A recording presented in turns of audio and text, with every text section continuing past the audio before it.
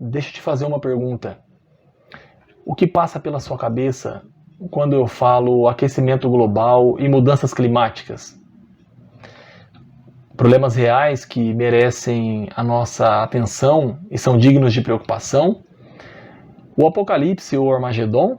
Ou ainda algum tipo de plano secreto ou mega conspiração? É claro que existe muita confusão e muita polêmica em torno dessas questões.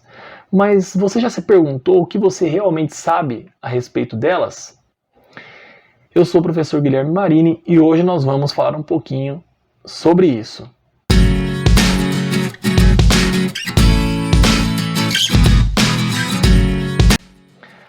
Clima e tempo geralmente costumam ser associados com coisas banais, corriqueiras, sem muita importância.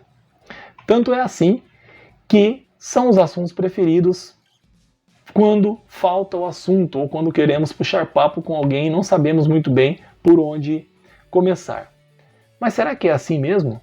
O tempo e o clima, de muitas formas, regulam e condicionam a nossa vida cotidiana. Onde vamos, o que vestimos ou deixamos de vestir. Pense, por exemplo, num dia frustrado de praia por conta de uma chuva, ou em toda uma safra agrícola perdida em função de um inverno mais rigoroso com geadas. Mas uma advertência é necessária. Tempo e clima não são a mesma coisa. O tempo atmosférico diz respeito ao estado momentâneo da atmosfera sobre um determinado lugar ou região. Portanto, o tempo se relaciona a curta duração, ao momento presente ou a um momento próximo dele. Por isso nós podemos falar em uma previsão do tempo para os próximos dias, nunca em uma previsão do tempo para daqui a um ano. Já o clima é a sucessão habitual dos tipos de tempo, é um padrão de comportamento da atmosfera sobre um determinado lugar ou uma determinada região.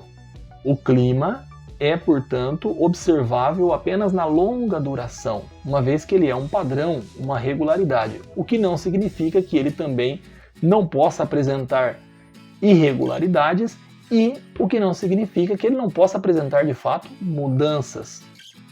E aí vem a nossa segunda advertência. Muitos eventos ou fenômenos que são apontados como mudanças climáticas, por exemplo, na imprensa, na grande mídia, nas redes sociais ou até nas conversas do nosso dia a dia, não são propriamente mudanças climáticas. Eu vou citar como exemplo os chamados eventos atípicos. Um inverno muito mais rigoroso que o normal, inclusive com geadas e neve, em lugares onde habitualmente isso não acontece, não significa que o clima mudou. Para eu saber se há uma mudança climática, eu preciso observar uma série histórica de pelo menos 30 anos e verificar se realmente aquilo tem se repetido com bastante frequência.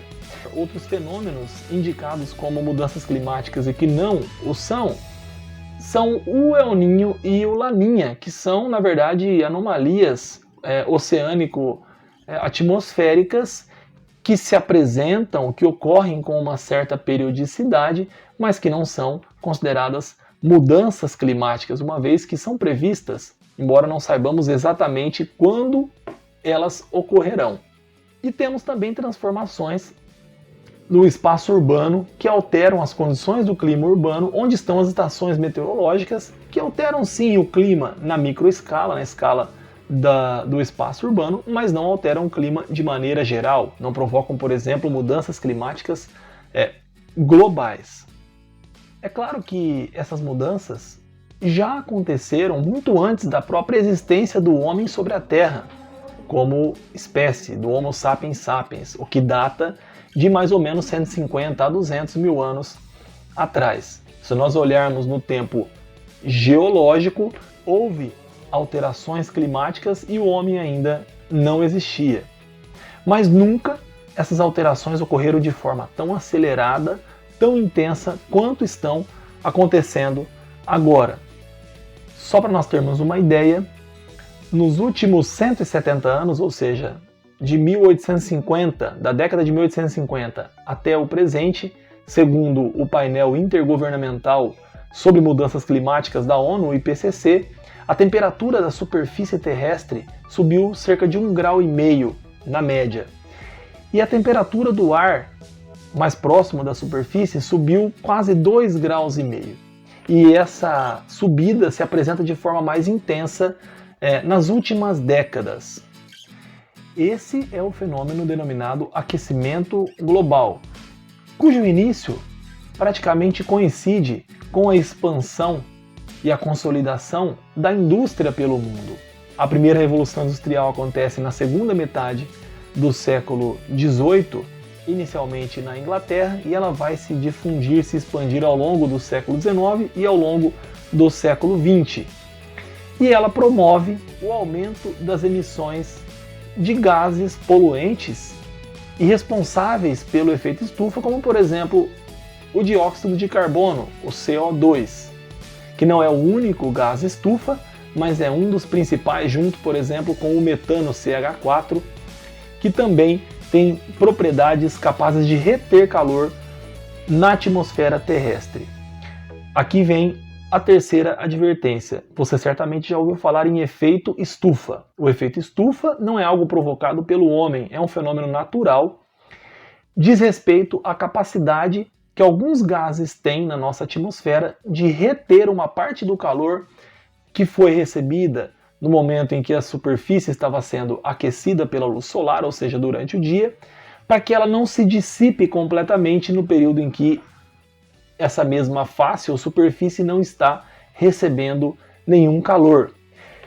Se não houvesse o efeito estufa, a temperatura média da Terra, que hoje gira em torno de 15 graus, giraria mais ou menos em torno de menos 15 ou menos 17 graus, inviabilizando por completo a possibilidade de vida no nosso planeta, uma vez que não existiria água em estado líquido.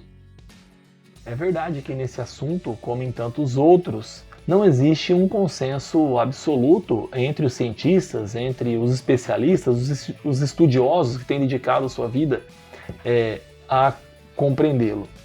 Enquanto a maior parte dos cientistas atribui ao homem o papel de protagonista, ou seja, de principal agente do aquecimento global por meio da emissão dos gases estufa, como o dióxido de carbono e o metano, em grandes quantidades para a atmosfera, há uma outra ala, que pode ser chamada de cética, que embora não desconsidere por completo a participação humana, a ação antrópica no aquecimento global, a coloca num lugar de menos destaque, indicando que picos de aquecimento como os que nós estamos assistindo agora já ocorreram em outros períodos e até em outras eras geológicas, muito antes da existência do homem, e que, portanto, nós estamos assistindo, na verdade, a um ciclo natural muito semelhante a esses que já ocorreram. Bom, fora da ciência também existem os negacionistas de plantão,